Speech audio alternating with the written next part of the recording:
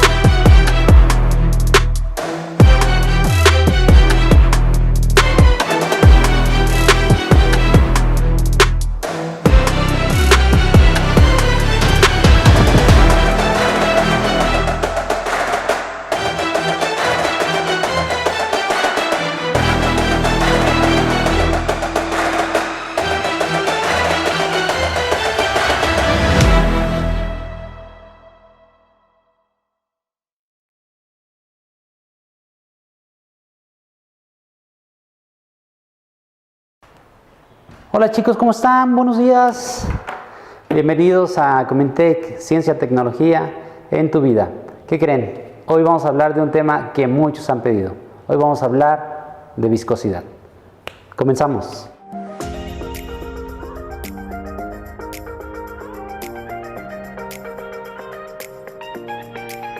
Viscosidad, chicos. Viscosidad es un tema interesante.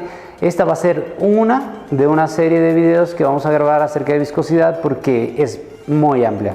Muy amplia, y vamos a hablar de viscosidad, de su definición, de cómo se mide, de los tipos de viscosidad que hay, de cómo afecta a tu vida, de cómo es importante para la calidad de los productos, alimentos, químicos, pinturas y muchísimos más. Número 1, sí, vamos a comenzar con ¿qué demonios es la viscosidad? Para poder entender la viscosidad necesitamos meter otro término. El otro término se llama reología. La reología es el estudio del movimiento. ¿Del movimiento de qué? Hay reología de sólidos, hay reología de líquidos.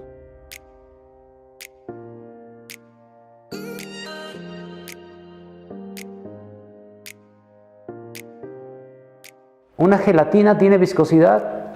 Sí.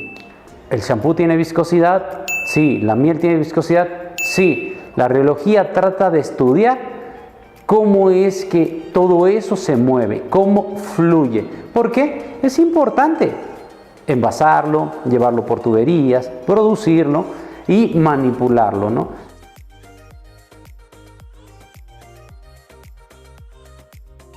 Hay fluidos que son sólidos, hay fluidos que son semisólidos, hay fluidos que son semilíquidos y hay fluidos que son líquidos. Hoy vamos a hablar solamente de los fluidos líquidos, ¿ok? Hablemos de viscosidad en líquidos. La definición es muy simple, es la oposición a la deformación. Imagínate una gelatina, imagínate esa gelatina que tú la empujas suavecito, regresa a su punto de origen, sí, se resistió a deformarse. ¿Es de alta viscosidad? Sí, entre más oposición tenga, más viscosidad tiene. ¿En qué se mide? En fuerza, chicos. Nunca lo olviden, en fuerza. No existen unidades Brookfield para medir viscosidad. Es uno de los terribles problemas que nos encontramos. No existen. Todo se mide en fuerza. Después hablaremos de las unidades de fuerza. Hablemos de líquidos. ¿Un gel es un líquido? ¿Es un semisólido o es un semilíquido? ¿Es un coloide? Híjoles, hay debate sobre eso, pero la realidad es que es un líquido si tiene las propiedades reológicas de flujo y la viscosidad que permite tener una resistencia mínima a la deformación, es decir, que pueda fluir. ¿Ok? Dependiendo su viscosidad, será catalogado como semisólido, como coloide o como semilíquido.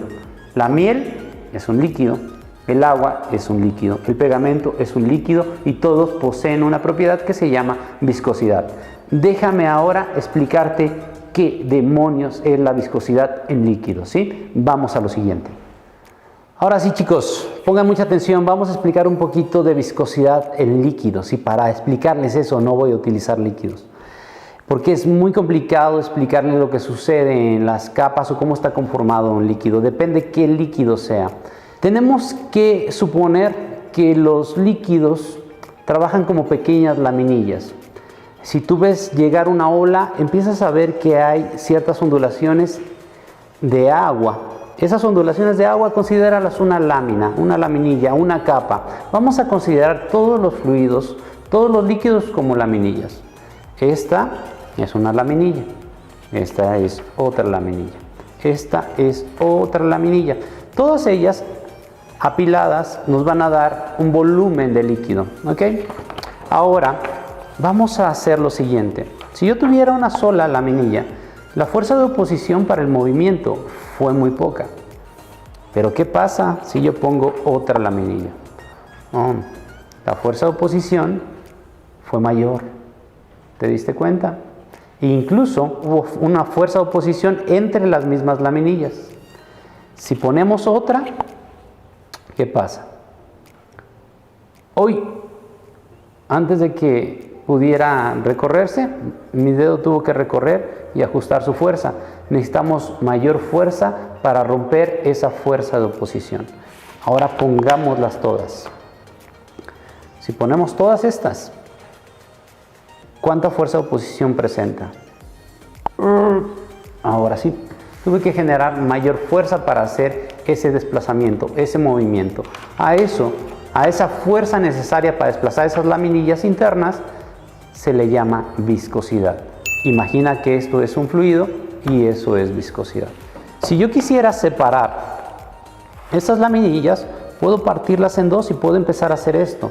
El flujo y su forma y su densidad me permite empezarlas a separar. Empieza a generar cierto movimiento, ¿ok? Pero ¿qué pasa con algo que está estructurado, que tiene un límite, que está delimitado? Es decir, si lo tenemos dentro de un frasco. Esto, considéralo un frasco. ¿Qué pasaría si yo estas laminillas las mezclara con estas laminillas? 2 horas después. Yo creo que con eso es suficiente. Vamos a meterlas. Bueno, chicos, después de intentarlo ya lo logré. Logré mezclar laminillas. Si se dan cuenta, las hojas están entrelazadas. Ahora lo interesante va a ser separarlas, moverlas, desplazarlas a esa fuerza de oposición para mover esas laminillas que ahora son físicas, pero que tienes que imaginarte que son líquidos, ¿sí? A eso se le va a llamar viscosidad. ¿Qué fuerza necesito para separarlo? Hoy, mucha fuerza. ¿Me ayudas, porfa? ¿Puedes agarrarle? Con tus dos manitas. Échale ganitas, Échale ganitas. Sepáralas. No se puede. No se puede. Ok, no se puede, muy bien. Ahora comprobamos que no se puede. ¿Por qué? Porque existen varios factores que afectan nuestra viscosidad. ¿Qué factores afectan nuestra viscosidad? La afinidad que hay entre esas laminillas, los enlaces que hay entre esas laminillas, el componente químico que es en esas laminillas, la densidad que hay entre las laminillas, la presión que hay sobre esas laminillas. Entre más volumen, mayor viscosidad. Entonces todo eso nos empieza a afectar al desplazamiento, a la viscosidad. ¿Qué es la viscosidad entonces? ¿Qué es la viscosidad de fluidos? La viscosidad en fluidos, entonces, no es más que la fuerza necesaria para realizar desplazamiento de las capas internas de los líquidos. Y para eso utilizamos muchos instrumentos. Depende de qué tipo de fluido es. Hay fluidos que son newtonianos, hay fluidos que no son newtonianos. De eso hablaremos en otro video. Pero solamente para platicar rápidamente, los newtonianos responden de forma lineal y directa a la fuerza que tú le ejerces. Y los no newtonianos responden de una manera diferente a la fuerza que tú le pones. Un ejemplo, el agua es newtoniana. Quiere decir, yo la empujo con 100 pascales Quiere decir que se va a desplazar esa distancia de 1 metro. Si yo lo empujo a 200 pascales, no se va a avanzar a 1 metro, se va a avanzar al doble. La respuesta va a ser lineal. Lo no newtoniano es, por ejemplo, una crema. Si tú te colocas crema, primero te cuesta trabajo, pero después empieza a suavizar.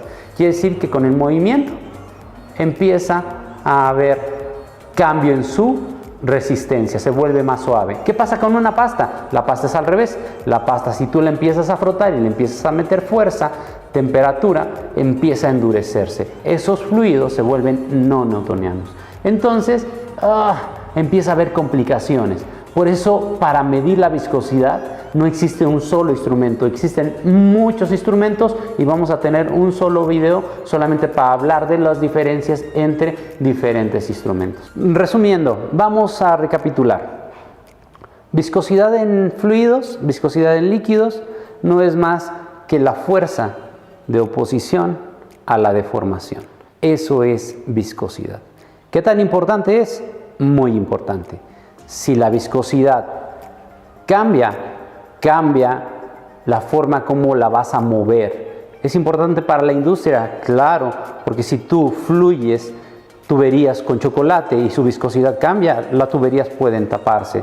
Si tú tienes envases para dosificar gel y tu viscosidad cambia, puede o fluir mucho o no fluir. Si tu gel que utilizas todos los días tiene cierta textura y su viscosidad cambia, puedes tener problemas con tu peinado. Entonces, la viscosidad es importante, sí, en muchos ámbitos de la industria. Quiero agradecerte, quiero pedirte que por favor nos des like si te gustó, si te sirvió, que lo recomiendes, que te suscribas. Habrá notificaciones, la campanita te empezará a avisar cuando mandemos videos nuevos y seguiremos con una serie de videos de viscosidad. Por hoy es todo. Esto fue Viscosidad en Comintech, ciencia, tecnología en tu vida. Gracias.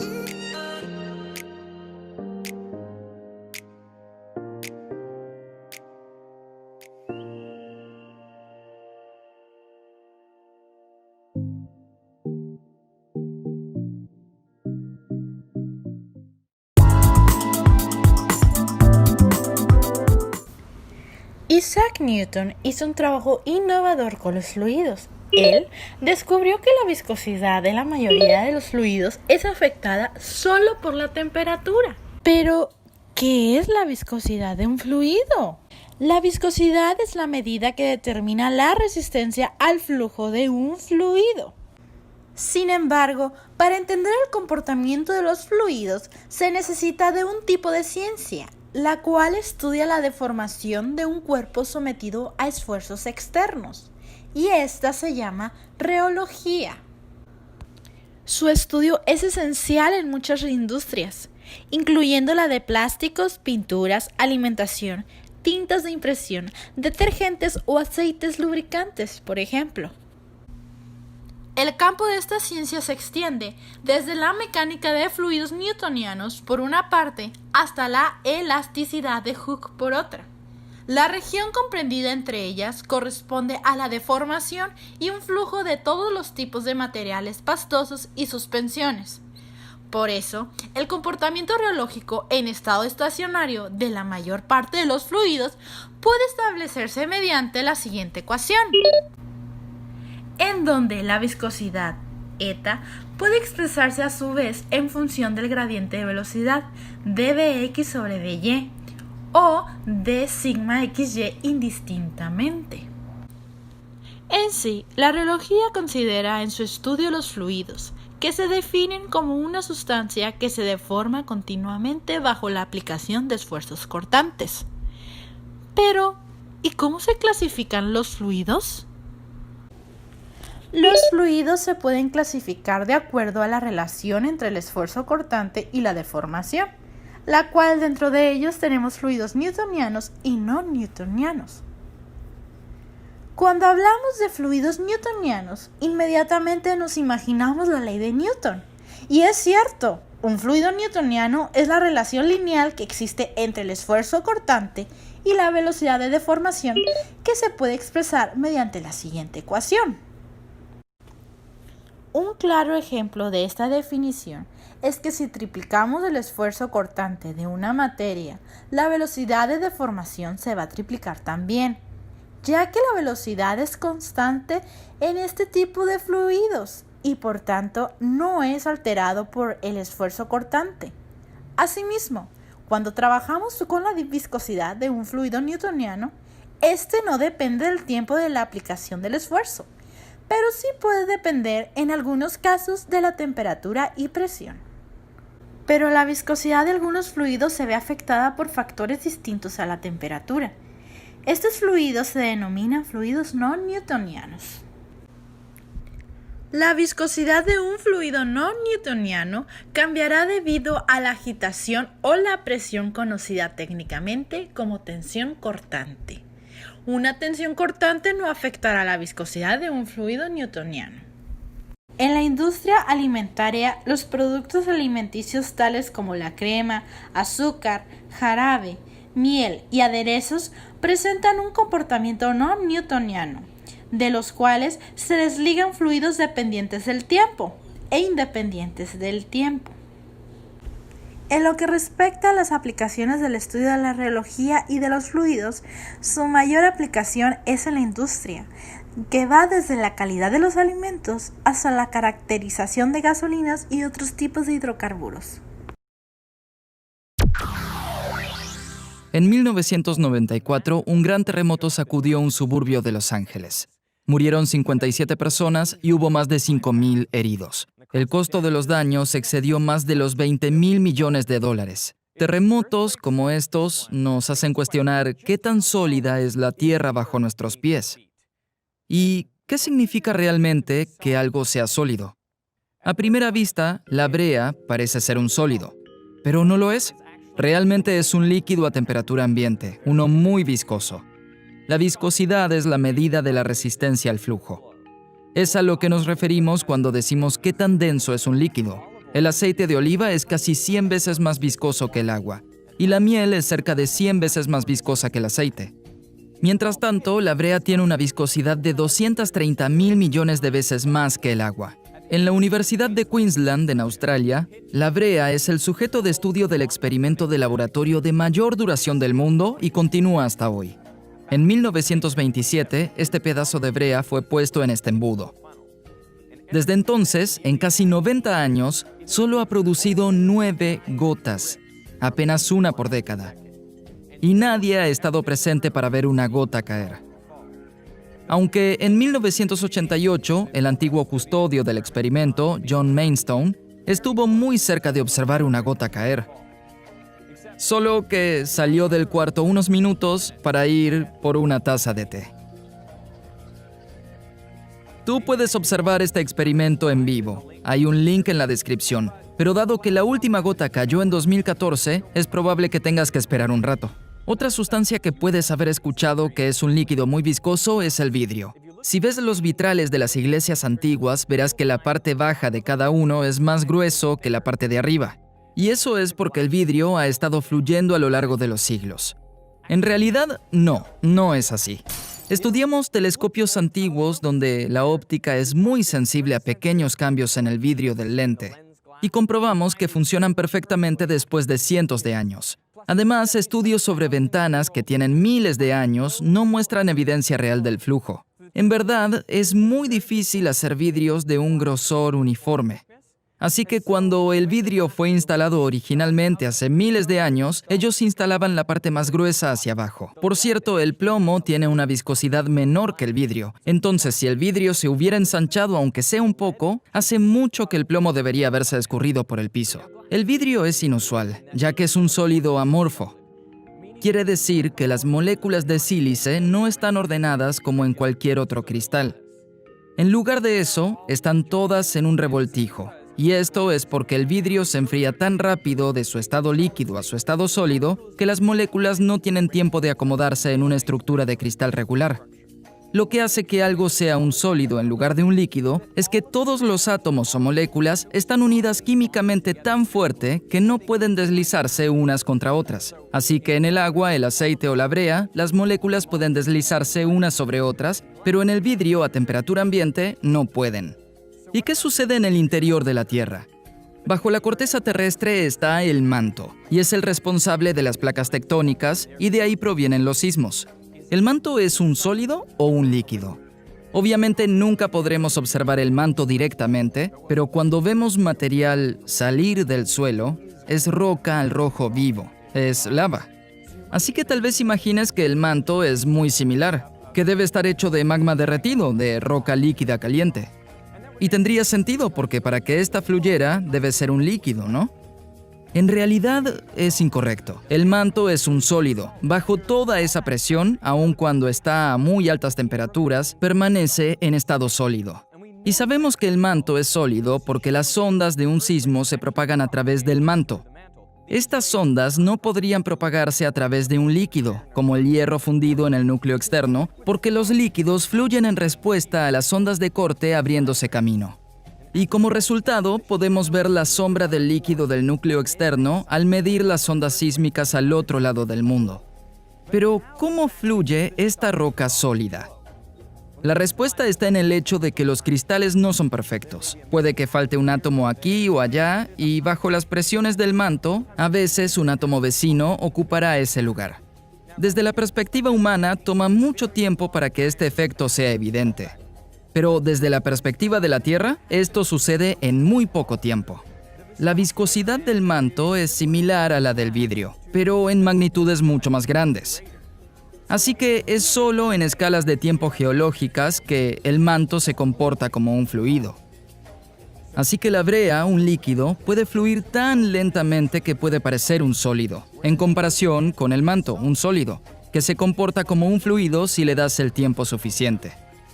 Como dijo el famoso geólogo Grove Carl Gilbert, en mi mente la dificultad aparenta ser solo imaginaria y no real. Rigidez y plasticidad no son términos absolutos, son relativos, y todos los sólidos son ambos, rígidos y plásticos. Cuando grandes masas y fuerzas están involucradas, la distinción pierde su valor. A veces las rígidas definiciones que creamos pueden darnos ideas equivocadas o rumores viscosos, como la idea de que el núcleo de la Tierra es una gran bola de magma. ¿Qué tal si tan solo pudiéramos pensar en los líquidos y los sólidos un poco más fluidamente?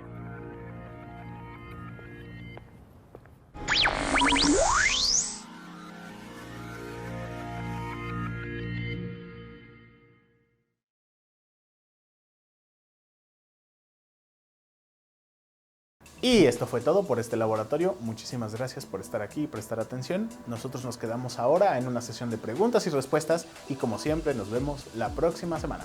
¡Hasta luego!